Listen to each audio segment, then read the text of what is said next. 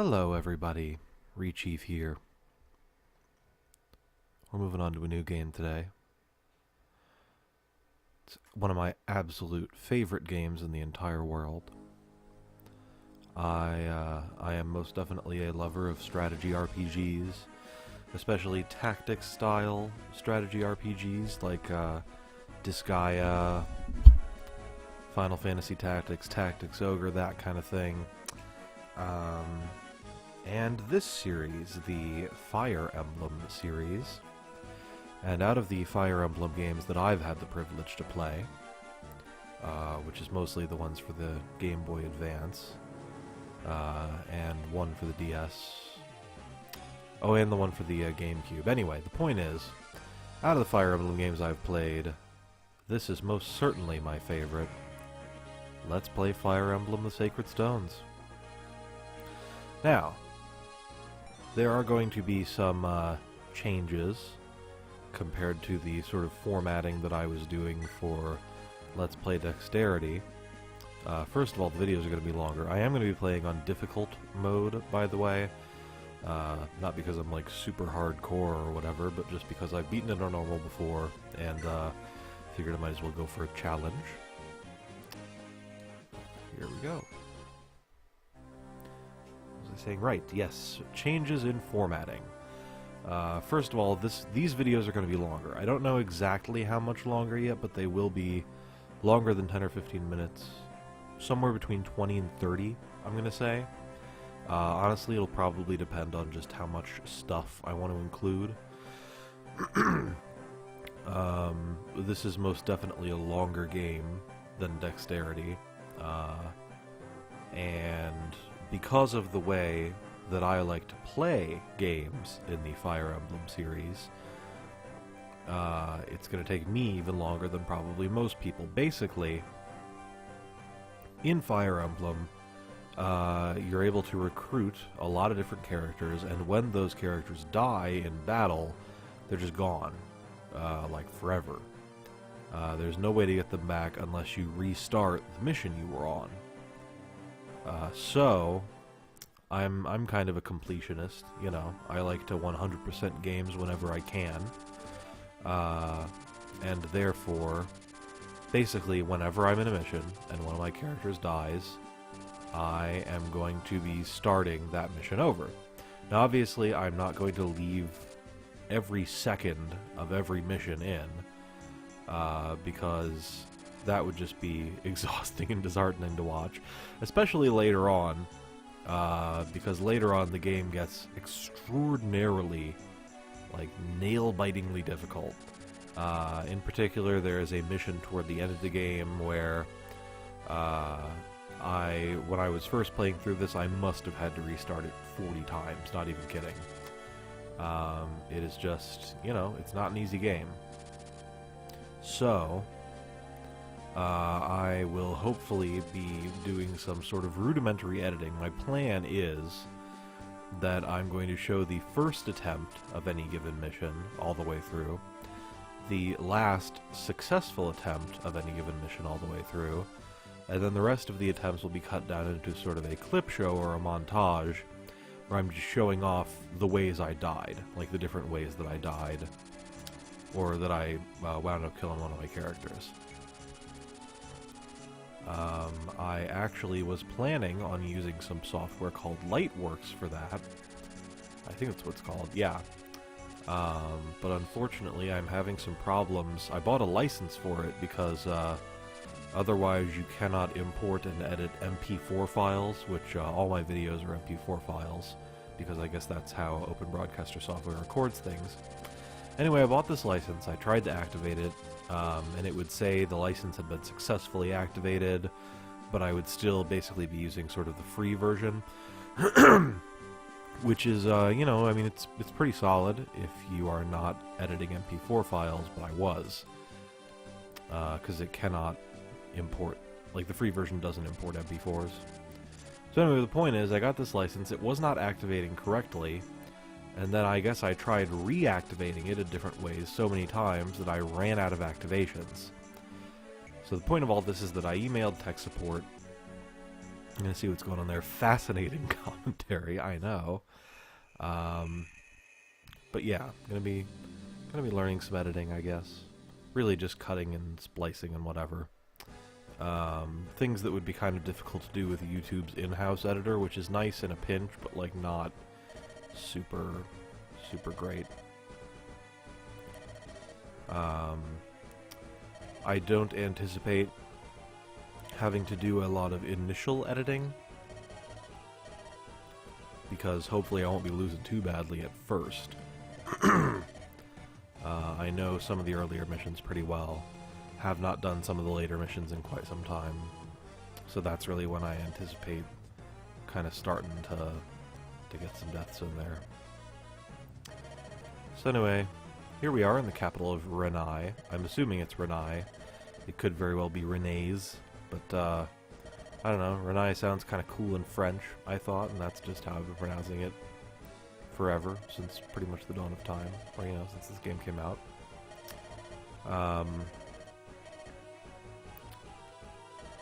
I may very well butcher lots of the names and place names and things like that. But that's okay. In a game like this, where there is no voice acting and we're not really getting any guidance on how we should be doing pronunciation, I would say that that's acceptable. So yeah, looks like the brave king is kind of going down with the ship here. I guess his kingdom has been invaded by this opposing kingdom, and now Erica, the princess, is being taken right on out of there. Going to Freya with the paladin character. It's kind of traditional, I guess, in at least the Fire Emblems that I've played, where you start off with, in addition to your sort of main hero unit, you get a paladin.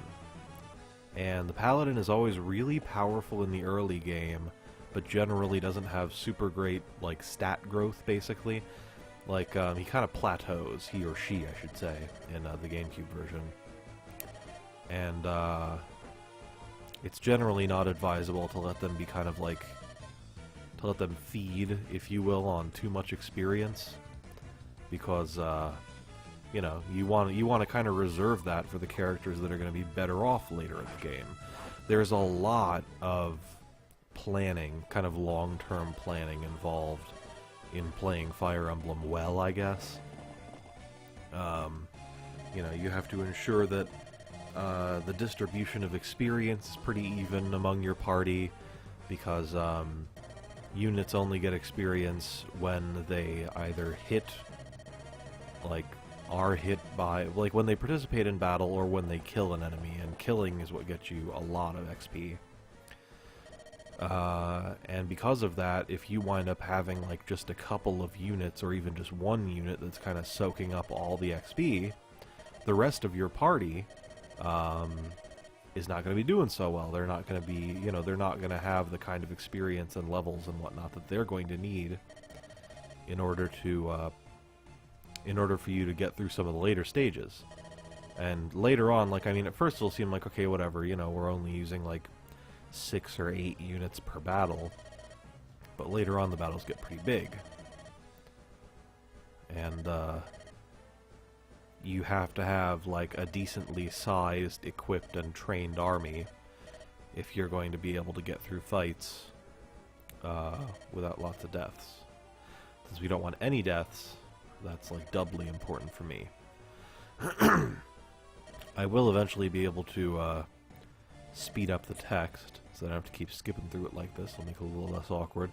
Actually, the first thing I'm going to do, probably, once combat finally starts, which will be soon, is I'm just going to go ahead and set some of the options. I'll explain what I'm doing as I go. Excuse me. So our party is trekking to Freya right now, seeking shelter from the invaders. I cannot remember what the invading nation is called right now. They probably already mentioned it, and I'm sure it'll be mentioned again. And here's the enemy. Okay, Grotto. There we go. Yeah, actually, if we're lucky, Erica's going to be doing all of the fighting. But first, let's go into options. So first of all, I'm going to be turning on the backgrounds for combat animations. If you have it here on 1, then you see the combat animations, but it doesn't transition to like you'll just see kind of the map behind you. If you have it on 2, then there's a custom background depending on the kind of terrain you're standing on, which I like. I think that's pretty cool. You can also just turn animations off entirely, or you can actually manually set animations for each unit, which is neat, but I'm not going to use that because I like the animations a lot. It's always kind of frustrating to me when I'm watching gameplay of Fire Emblem and they turn off the animations, because for me that's one of the best parts. I am, however, turning movement speed to fast. Ordinarily, you would see that like the really heavily armored knights move slowly, the like cavaliers and horsemen move more quickly, but I really just want everyone to move sort of as quickly as possible. That doesn't bother me. I'm going to be setting the text speed to max. Wait, am I? Yeah, I'm going to be setting the text speed to max, and what that's going to do is the text is just going to show up immediately, as opposed to like sort of slowly being typed out like it was, and that'll be a little bit better. I really prefer that. Leaving that on. That is the window that tells you what kind of terrain you're standing on. You can get like different defensive and evasion bonuses and things like that, depending on the tile you end your turn on. And also there are some tiles like fortresses that'll actually heal you if you're standing on them. I'm going to do unit window with tail, because I like the little tail on the unit window. I'm doing the basic combat info window because the detailed one is a little hard for me to read. I'm leaving the objectives on. Sure, I'll leave subtitle help on for now, I guess. Cursor to start on main hero sounds good. Yes, please automatically end turns, leaving the music and sound effects on, and the color, ooh, that red is really like violent. We'll stick to blue. I like blue. I'm actually red-green colorblind, which means that it is difficult for me to differentiate between some shades of red and blue, or red and green, sorry. So they're not my favorite colors in the world, basically. Now I think what I'm going to do here is, yeah. I'm just going to move Erica here and wait for her to be attacked. Because that way, she'll be attacked and they'll do however much damage they're going to do, but they're not going to kill her. Or they could miss her entirely. I like that too. And then, because if I had attacked and he had happened to hit me 2 turns in a row, he deals 9 damage and I would have died. So in this case, we're just waiting it out, because that'll give me the chance to kind of heal if they do hit me. Good. Or they could keep missing. Ooh, I crit! Yes! Every unit has a critical hit chance, CRT, in the combat window. Uh-oh.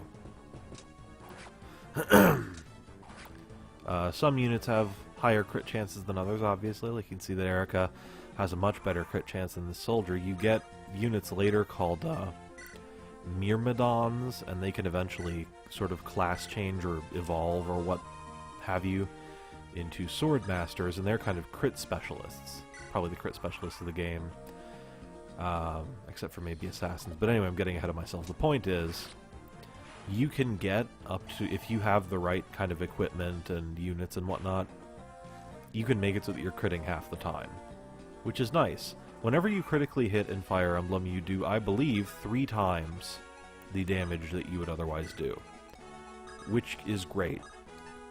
You know, that is undeniably beneficial. There are some situations where, like, the enemy is so heavily armored and you're doing so little damage that critting won't matter very much. But those are pretty few and far between. Especially if, like, you get kind of lots of specialty weapons later. Like armor-piercing weapons and all that kind of thing. Oh, and we beat the first mission. Good.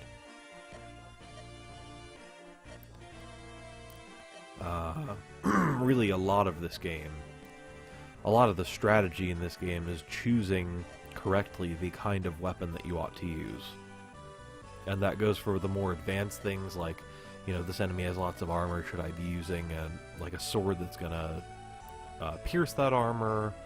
But then also, and this will get explained, actually maybe it won't because we're in difficult mode, but in any case, there is a weapon triangle in this game. And what that means is that certain weapons are stronger or weaker than other weapons when they're used against each other.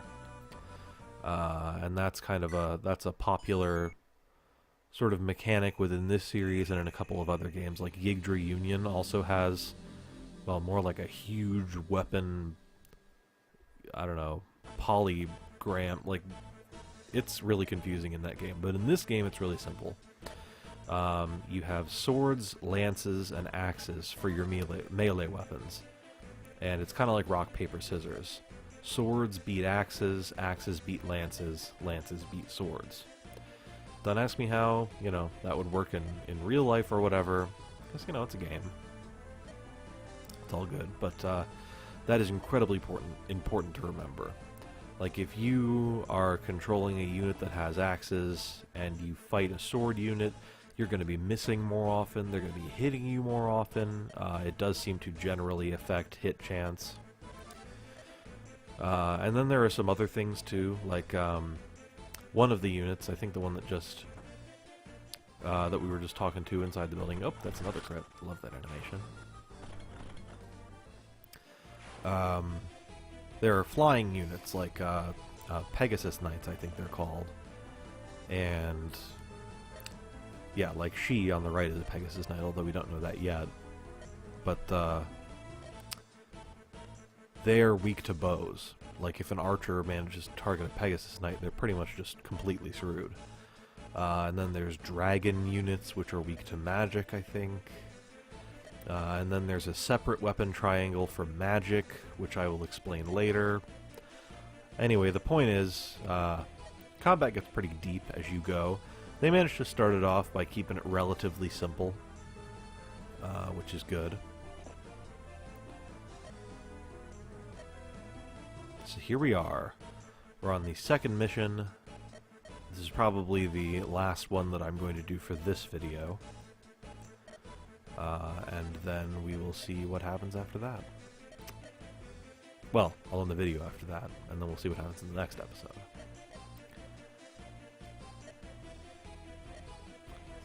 Now here we go. Princess Erica springing into action. I actually kind of prefer her brother in combat. You get the chance to play as both, and she, at least in my experience, Erica, is not that great in the late game. She was not doing a lot of damage. It was kind of disappointing. So once again, I'm going to leave Seth kind of behind, and I'm going to move Erica up to this house because she's going to get some evasion in there. You can visit houses. The tiny houses just have kind of people in them that are, you know, maybe giving you some like plot information or some lore or whatever. But there are big villages you can visit later, and those villages will always give you an item. Anyway, here we can visit this place. See what's going on here.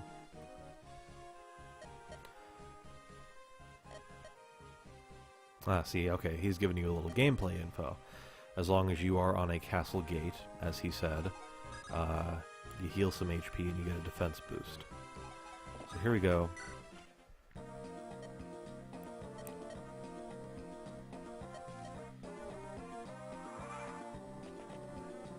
Hopefully this guy is gonna miss. Yeah. And then hopefully we'll get a double attack on him. Okay, cool.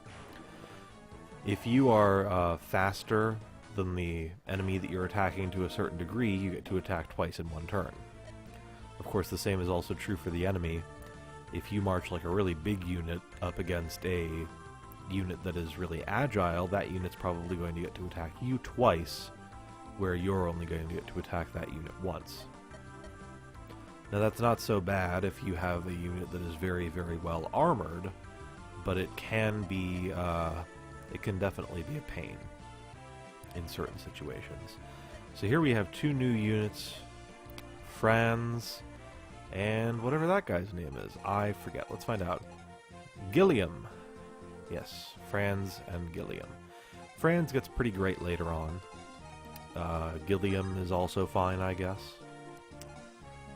And we're going to march him right over here, and he is going to attack this soldier. Not gonna kill him. That's okay. Oh, wow. Kind of amazed he dodged. And then we'll move you right over here. I wonder what your hit chances are with that sword. Ordinarily, it's just a bad idea to attack someone who has a lance with a sword, but soldiers, like, you won't ever get a soldier in your party, and soldiers are kind of like the default super weak enemy class. Like, they're not really hard to kill with any weapon combo. Man, now he's gonna get me. Oh, no, he isn't. Okay, good. Just look at how smooth those animations are. It's great. It's so much better later on, too. They'll get really complex and cool and stuff. I'm gonna move Erica a little closer here. How's the... Yeah, see, the house gives you avoidance 10 if you look down in the bottom left there. But here, in the forest, you get defense 1 and avoidance 20. This is probably a better place to do my little stakeout. We'll move you up here in case you get attacked by someone. I don't know. Alright, another soldier moving in for the kill. Ooh, he managed to hit me. Good job. Well, it's sword equipped, I guess. It's my own fault. Yeah, as you can see there, you do get a lot more experience for for killing, as opposed to just damaging. And here he's only going to get 1, because he didn't even manage to hit the guy, but that's okay.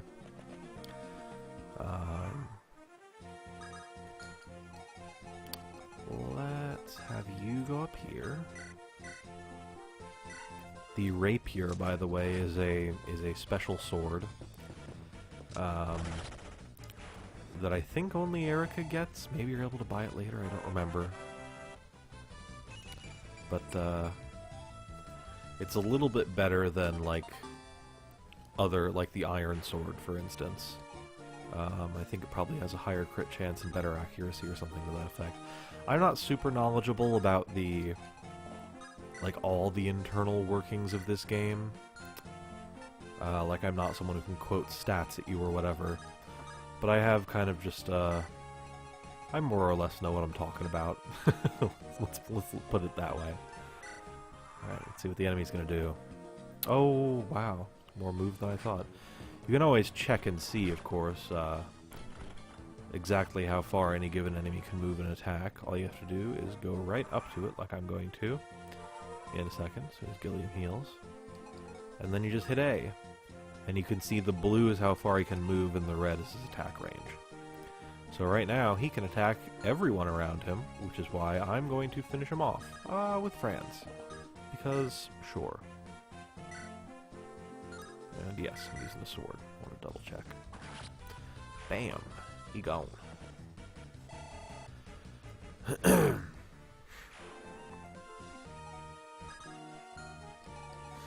move up a little bit. But where? Okay, you know what? That's a lance guy, so I'm going to move Gilliam out to the front to kind of shield everyone else. I don't think he'll... Yeah. Move you up here. Oh, you know, I should have talked. Whatever, maybe I'll have the chance to next turn. Can you attack? No. Then let's move Seth here. I have a little foreknowledge here. The reason that I'm moving Seth away from this area is that you're going to get some people who arrive here that come to attack in a little bit, maybe even the next turn. And I don't want Seth to wind up getting all that experience in, like, one go. Ideally, I'd like Seth to get none of that experience because I want to stop using him as soon as possible. Yep, there they are, see? A little pincer attack on me. Alright.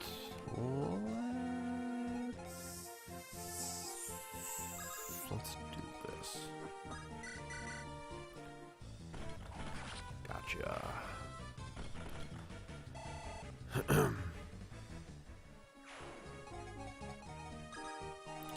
Move Seth over these bushes. Erica over here. And move Franz over here, heal him up, and we'll have him kind of defend against this attacking party. Looks like the Lancer is going to be pretty weak, and then the two axe users are really the ones that I'm going to want to defend against kind of in earnest. I want you to heal up a little bit because he's going to be kind of tanking the boss for me. He doesn't have any vulneraries. vulnerary. Yep, there we go. There's one for you. Heal up.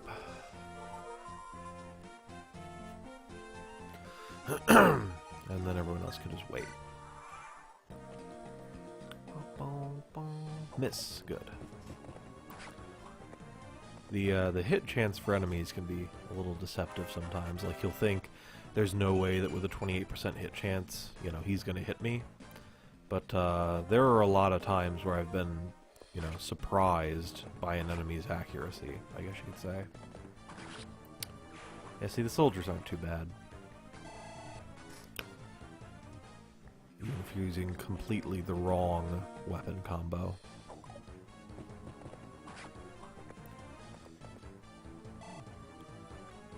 Guess those axe guys are a little faster than I thought. Now we just healed that damage up right away. First of all, let's have Franz finish one of these guys off. Let's do this one in case someone else needs to kind of ride in for a rescue. There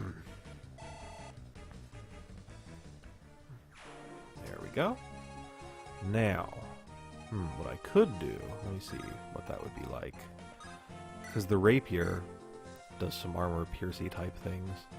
Yeah, and the most he would be able to do is 13 damage to me. What I think I'm going to do is I'm going to have Erica go in and attack him, and then if she winds up getting hit, or like if he does not die from this, then I'll have Seth ride in, and see, he can actually rescue, which basically means that if you, if there's someone around who is, I think, lighter than you, you can kind of pick him up and carry him around. Alright, let's see how we do here. Ha! Miss. Good. Oh, man. Okay. I'm going to leave her there, because I don't think he's going to be able to get a second hit on her in any way that I can think of. Then I'll just have you guys right here, so that I can do a quick rescue if I need to. Alright, here we go. Oh, nice. Good. Oh, come on. 1 HP left, brother.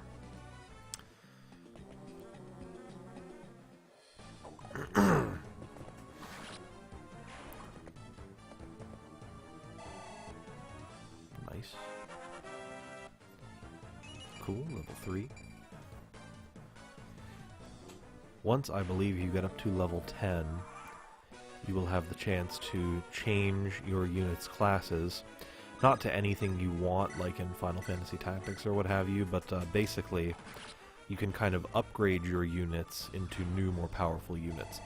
Like the Cavaliers, for instance, like Franz, can either become Paladins like Seth, which are sort of very mobile horse units, or I think they're called Dark Knights, which I guess are different in some respects. And you're going to be able to make a choice like that for each different unit that you wind up leveling up. Like, Pegasus Knights, like her, can either become Falco Knights, which are just like extremely agile flying units, and they're probably my favorite unit in the game, honestly. Or some kind of Dragon Knight, I don't remember exactly what they're called. And they're a bit less frail, basically. Yeah, man, Falcon Knights are great. Like, they can kind of just dodge tank, like you can send them out into an entire area of units and they'll just dodge, like, everything that gets thrown at them.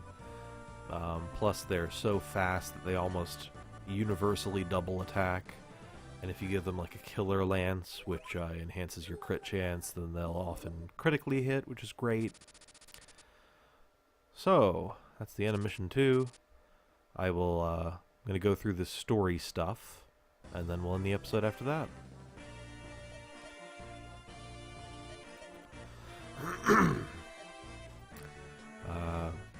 I'm skipping through the text too quickly for some of you guys. I apologize.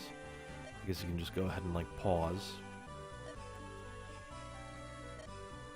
Wow, we're already up to 30 minutes. Dang. Nah, bitch, your father ain't well. He dead. Oh, yes, it can be.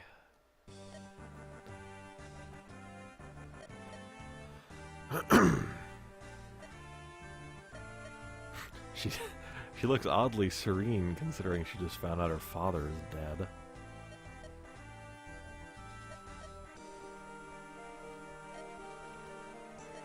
Yeah, your brother fights on.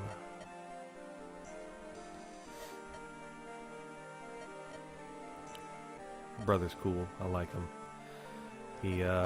He gets a lance, and he has some very, very cool critical hit animations, I must say. Yes, yes, twin brothers in peril. That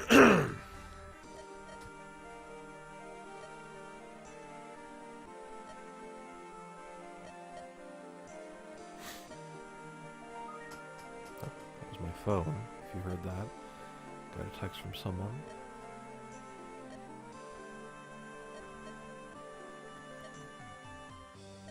Yeah, Vanessa. Mulder's nice too. Vanessa is a Pegasus Knight, and Mulder is a priest, who can give you some mid-battle healing, which is always a good thing. That's incredibly helpful in a game like this, where death is such an appropriately severe, consequence of losing all your HP. And the supply convoy. Supply convoy is nice, because all your units, each unit can only hold up to 5 items, so you have kind of a limited, pretty limited space. But anytime that a unit is adjacent to your sort of party leader, whether that's Erica or Ephraim or whatever, they can give items to the supply caravan, which I believe has just infinite storage space, which is pretty sweet. You can also buy stuff from the caravan in between missions, I think, but I also think that it's more expensive. I might be confusing some of that with the previous Fire Emblem, for sure. Because they are very similar games. They even share a lot of the same kind of, sprites and that kind of thing. But, they're also very different in a lot of respects. For instance, in the last Fire Emblem game, before this one, and in most Fire Emblem games, I believe, it's sort of very linear. Like, you just progress from mission to mission, and you have a story sequence in between.